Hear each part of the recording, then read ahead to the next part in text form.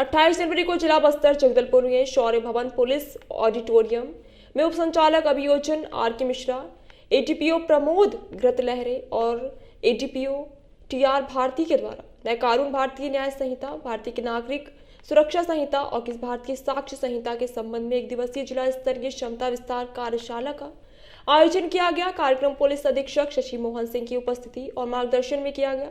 प्रशिक्षण कार्यक्रम में निम्नांकित विषयों पर व्याख्यान मार्गदर्शन दिया गया। भारतीय न्याय संहिता 2023 और भारतीय मानदंड सहित 1860 की धाराओं में प्रारूप भिन्नता, भारतीय नागरिक सुरक्षा सहित 2023 और दंड प्रक्रिया संहिता 1898 से प्रारूप में भिन्नता आदि कार्यशाला में प्रशिक्षण के अतिरिक्त पुलिस अधीक्षक स्तर के अधिकारियों से लेकर प्रधान आरक्षक स्तर के कुल 132 अधिकारियों कर्मचारियों की उपस्थिति में ये सब किया गया। कार्यशाला के समापन में पुलिस अधीक्षक जिला बस्तर द्वारा शब्द दंड संहिता के न्याय संहिता होना अपने आप में एक नए युग का आगमन है जो नगर हितैषी है और हमें संवेदनशील पुलिसिंग की ओर बढ़ने का संदेश देता है।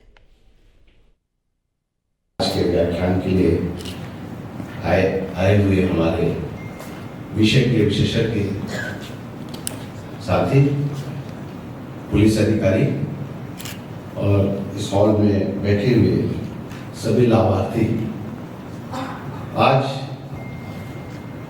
बदलते हुए इतिहास का वक्त है। हम लोग साक्षी है एक ऐसे वक्त के जहां पर एक बहुत बड़ा बदलाव होने जा रहा है। आप याद करिए 1860 जब भारतीय दंड संहिता आई और इसकी पृष्ठभूमि 1834 में बन गई थी, तो लगभग 200 साल 1834 में थॉमस मैकाले के नेतृत्व में लॉ कमीशन बनाया गया था, जिसकी रिपोर्ट पर 1860 में भारतीय दंड संहिता आई। तो कहां 1834 और अभी हम लोग 2024 में खड़े हैं। एक लंबा वक्त और इस वक्त में बहुत कुछ बदल गया। भारतीय इतिहास का एक दौर जहां पर एक विदेशी ताकत हमारे देश में शासन कर रही थी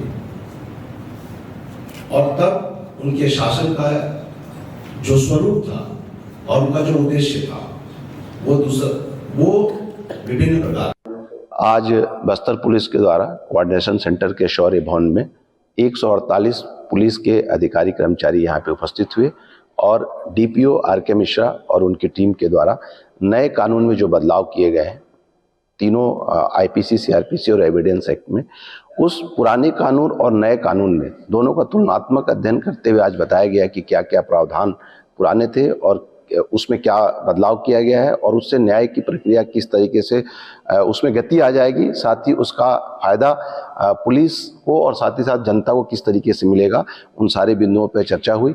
हमारे पुलिस के अधिकारियों के द्वारा भी बहुत सारे सवाल किए गए, तो एक संवाद की स्थिति थी। इंटरेक्शन बहुत ही शानदार तरीके से हुआ। आने वाले समय में हम और 2 कार्यशाला नेक्स्ट वीक और उसके एक अगले सप्ताह में भी करने जा रहे हैं।